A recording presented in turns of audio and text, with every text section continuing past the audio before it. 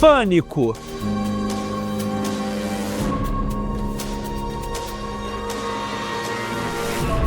O cheiro que invade as ruas, entra pelas janelas, que avisa antes de os olhos verem. Corpos empilhados, corpos espalhados. Brasileiros mortos. Os desafios da repatriação dos corpos. O que acontece quando uma cidade inteira se torna um cemitério a céu aberto? São milhares de pessoas que ainda continuam debaixo dos escombros aqui na Venezuela. É uma situação muito triste.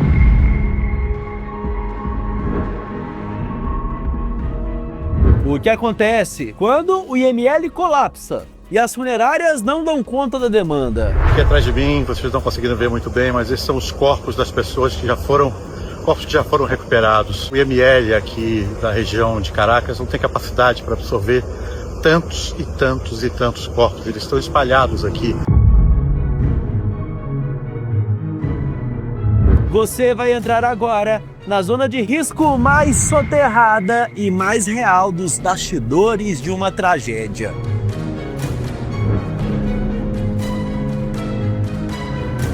Os riscos que os cadáveres oferecem. Você assiste a partir de agora. Sepultados vivos na Venezuela. O prédio desabou, a cidade desmoronou. Na verdade, o pior estava apenas começando. No dia 24 de junho de 2026, às 18 horas e 4 minutos, a terra tremeu. Não uma vez, duas, com 39 segundos de intervalo, um terremoto duplo. Os sismólogos chamam de doblete. Primeiro, um de magnitude 7.2, depois outro de 7.5. O norte da Venezuela veio abaixo. Foram os piores terremotos do país desde 1900. Mas o que ninguém te mostrou foi o que veio depois.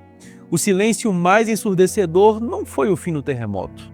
Foi o que aconteceu com os corpos. Enquanto o mundo contava os mortos, vivos estavam lutando para enterrar os seus familiares. Eu sou Eberton Lopes e hoje eu vim te mostrar os bastidores funerários do terremoto que ninguém teve coragem de abordar. Um fenômeno natural que sepultou milhares de pessoas vivas entre os escombros. Antes de continuar, eu te peço, deixe o seu like, inscreva-se no canal e ative as notificações.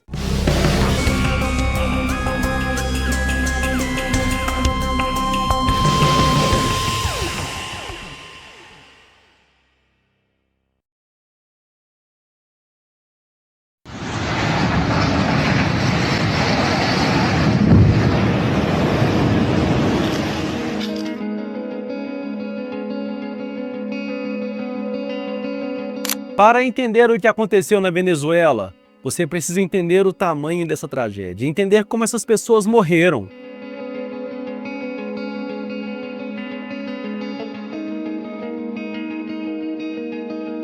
A principal causa de morte foi o colapso de edifícios, mas não foi um colapso qualquer. As imagens que chegaram ao mundo mostram o que os engenheiros chamam de pancake buildings, edifícios de panqueca. É quando os andares desabam um sobre o outro verticalmente, como se fossem folhas de concreto se empilhando. O térreo cede, o primeiro andar cai sobre ele, o segundo andar cai sobre o primeiro. Em segundos, um prédio de 10 andares vira uma pilha de lajes de 2 metros de altura. E quem está dentro dificilmente sobrevive à compressão. E o pior, 24 de junho é feriado nacional na Venezuela. Muitas famílias estavam em casa quando o chão tremeu. La Guaira, o litoral ao norte de Caracas, foi a cidade mais devastada.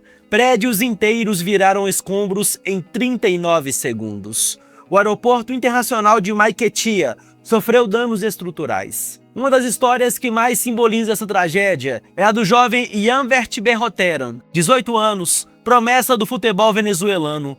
Jogou a Copa do Mundo Sub-17 representando o país. Ele estava em La Guaira com a namorada quando o prédio desabou. O corpo dele foi encontrado nos escombros. A namorada dele também morreu. A Federação Venezuelana de Futebol publicou: o futebol venezuelano se despede com o coração partido de um jovem que representou as cores do nosso país com orgulho. Ele tinha a vida inteira pela frente. O terremoto não escolheu idade, não escolheu sonhos. Mais de 50 mil pessoas foram registradas como desaparecidas. O sinal de telefonia colapsou.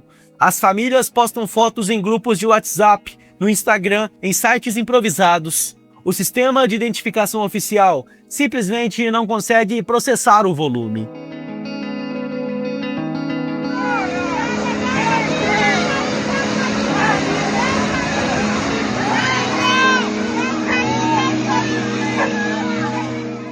Enquanto o governo tenta contabilizar os danos, dois grandes nomes do jornalismo brasileiro estão na Venezuela, testemunhando o inferno em tempo real.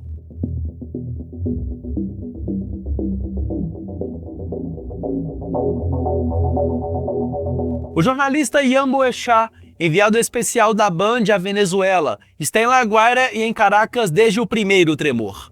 Ele relatou que o ML de Caracas está completamente lotado, com corpos apodrecendo ao sol. Registrou famílias desesperadas procurando seus mortos em necrotérios improvisados. Mostrou o cheiro da morte tomando conta da cidade. As imagens que ele gravou: corpos cobertos com lençóis, o odor insuportável, o silêncio das famílias, são um retrato mais fiel do colapso. Ele ainda relatou que policiais jogavam cal sobre os corpos. O repórter investigativo Roberto Cabrini, da Record TV, cruzou a fronteira em uma missão perigosa. Passou mais de 6 horas em longos interrogatórios na fronteira até conseguir acesso ao país. Sua reportagem especial foi exibida no Domingo Espetacular, mostrando o trabalho das equipes de resgate, os destroços e o desespero da população. Cabrini registrou de perto as consequências do pior terremoto a atingir o país em 100 anos.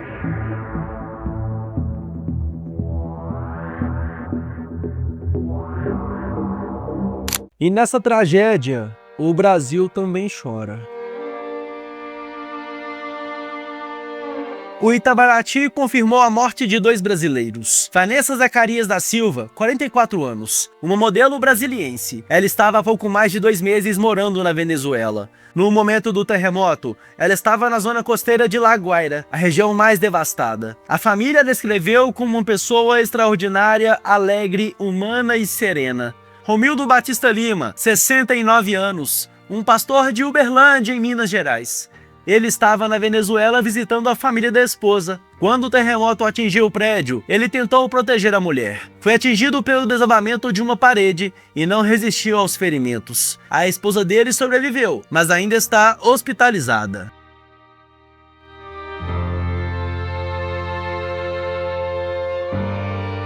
E é aqui que entra um dos capítulos mais dolorosos dessa história: a repatriação dos corpos.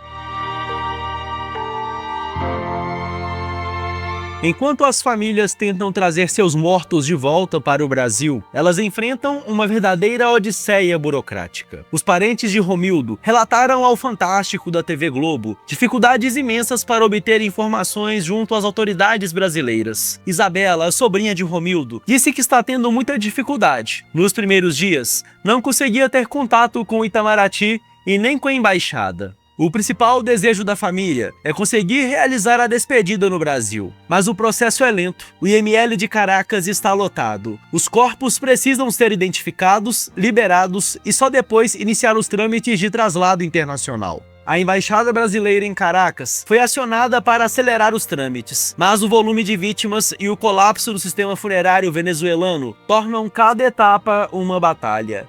Para complicar, as autoridades informaram que não seria possível realizar o traslado dos corpos no momento. A FAB, a Força Aérea Brasileira, enviou 4 voos de repatriação. Em uma das missões, resgatou 13 brasileiros que estavam retidos na Venezuela. Eles desembarcaram no Rio de Janeiro. Em outra missão, levou 35 bombeiros militares de São Paulo e Minas Gerais para reforçar as buscas em La Guaira, além de 12 toneladas de equipamentos para montar um hospital de campanha da Marinha e purificadores de água para a população. Os corpos de Vanessa e Romildo, até o fechamento desta reportagem, ainda aguardavam liberação. Enquanto isso, as famílias esperam, e o desespero só aumenta a cada dia que passa.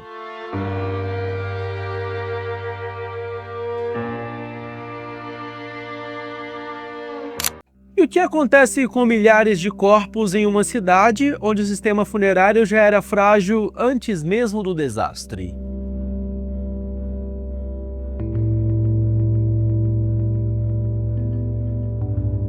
O Instituto de Medicina Legal de Caracas não tem capacidade para absorver nem 10% da demanda atual. Em La Guaira, o necrotério simplesmente colapsou sob pressão de emergência. A cena é apocalíptica. Corpos estão sendo deixados do lado de fora das unidades, cobertos com lençóis, com sacos plásticos, expostos ao sol. A temperatura na região passa dos 30 graus. O resultado? A decomposição começa em horas. Aqui atrás de mim, vocês não conseguiram ver muito bem, mas esses são os corpos das pessoas que já foram recuperados. O IML aqui da região de Caracas não tem capacidade para absorver tantos e tantos e tantos corpos. Eles estão espalhados aqui sob o sol quente aqui do Caribe, que faz cerca de 30 a 32 graus, e há mulheres, crianças, homens, enfim, os corpos já estão entrando em decomposição, o cheiro é muito forte. Estão espalhados por aqui. É uma cena bastante impressionante.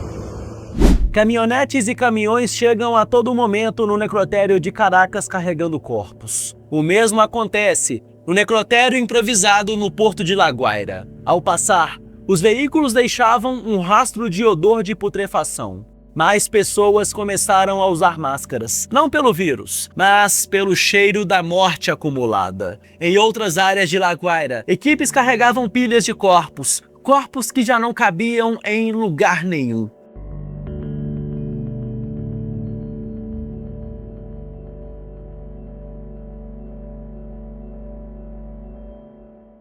A zona de risco na Venezuela não é um lugar, é um sistema. Quando uma tragédia desse porte acontece, a primeira coisa que colapsa é a logística da morte. O país já enfrentava uma crise econômica severa, falta de energia constante, falta de combustível, falta de suprimentos hospitalares.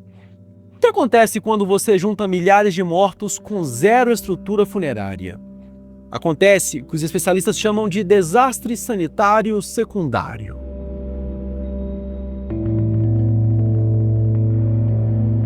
Os fluidos da decomposição, o líquido cadavérico, contaminam o solo, os lençóis freáticos e o ar ao redor. Bactérias como a Escherichia coli, Clostridium e outras anaeróbicas se proliferam em velocidade exponencial. No terremoto do Haiti, em 2010, houve surtos de cólera diretamente ligados à má gestão dos corpos. Na Venezuela agora, o risco imediato é duplo: contaminação da água potável por escoamento de fluidos e doenças respiratórias pela inalação de partículas de putrefação que ficam suspensas no ar. A Organização Pan-Americana da Saúde já está no local com equipes de resposta emergencial. Uma camada de poeira fina cobriu as comunidades costeiras e, junto com ela, partículas biológicas invisíveis. Em meio ao caos, policiais foram vistos jogando cal sobre os corpos.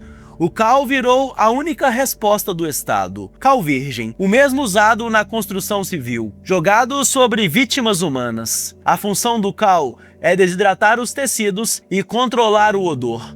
Ele também reduz a proliferação de bactérias e insetos. É uma medida emergencial usada em cenários de guerra. Mas ver policiais jogando cal sobre pessoas que tinham nome, história, família, essa é a imagem mais nua e crua do colapso. O IML está com uma fila de corpos que leva dias para ser processada. As próprias famílias estão tendo que fazer o trabalho de identificação. Mais de 50 mil pessoas foram registradas como desaparecidas. O trabalho de identificação oficial está sendo feito com os poucos recursos disponíveis, mas o volume é simplesmente incompatível com a capacidade instalada. E quando se trata de brasileiros, a situação é ainda mais complexa. Os corpos de Vanessa e Romildo precisam ser identificados oficialmente pelas autoridades venezuelanas, liberados pelo IML, e só então iniciar o processo de traslado internacional. O Itamaraty acompanha, mas o sistema venezuelano está em colapso e cada etapa leva dias.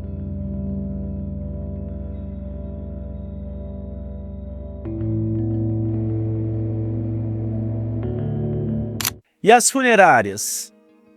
Elas também colapsaram. faltam caixões, faltam veículos. A Venezuela já enfrentava, antes do terremoto, uma crise na indústria funerária. Falta de latão para as alças dos caixões, falta de verniz, falta de cetim para forrar os esquifes. Agora, multiplica isso por milhares. As fábricas de urnas funerárias não conseguem produzir na velocidade necessária. Muitas famílias estão optando pela cremação direta, sem velório, sem despedida, simplesmente porque não há corpo apresentável para velar. A morte virou um problema logístico. Enquanto isso, o mundo enviou ajuda. Mais de 2.600 socorristas internacionais chegaram de 27 países. Quase 140 cães treinados. Equipes dos Estados Unidos, França, Brasil, Cuba, China. A ONU estima que até 6,8 milhões de pessoas foram afetadas. Mas a realidade dos necrotérios é outra. Para cada resgate, dezenas de corpos são descobertos.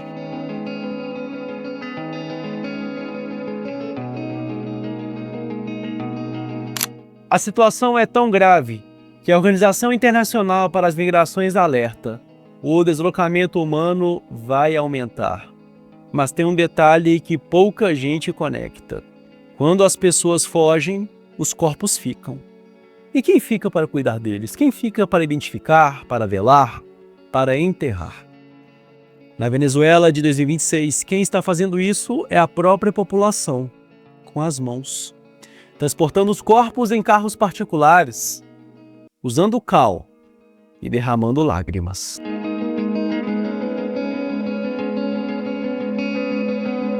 Existem relatos de famílias inteiras que passaram dias dentro de necrotérios à espera de uma identificação. Sem água, sem comida, respirando o mesmo ar dos corpos em putrefação.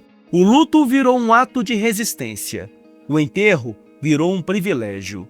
Muitas comunidades estão improvisando sepultamentos e fazendo o traslado dos cadáveres em carros particulares, porque não há transporte para levar os corpos aos cemitérios. É um verdadeiro caos humanitário e funerário.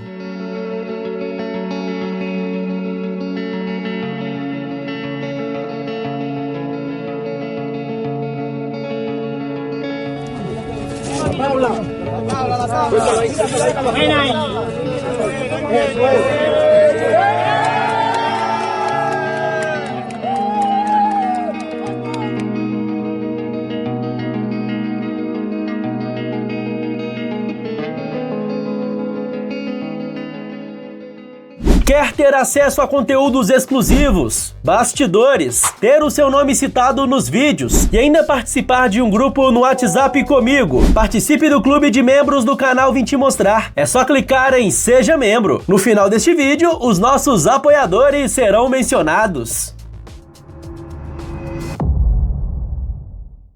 Os terremotos da Venezuela não mataram só no dia 24 de junho. Eles continuam matando. Em câmaras mortuárias superlotadas, em corpos que apodrecem ao sol porque não há onde colocar, em famílias que respiram o ar contaminado por não terem para onde ir. A morte não é democrática. Ela expõe a fragilidade de cada sistema, e na Venezuela, o sistema quebrou em todos os níveis.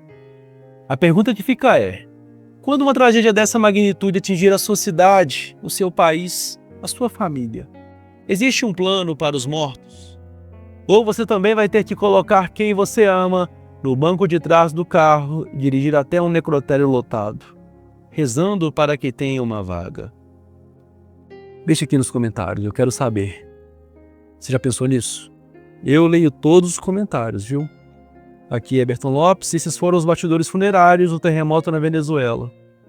Eu vim te mostrar que honrar os mortos também é proteger os vivos. Você fica agora com os membros do canal Vim Te Mostrar, pessoas que apoiam a nossa produção de conteúdo. Muito obrigado pela sua audiência e até a próxima.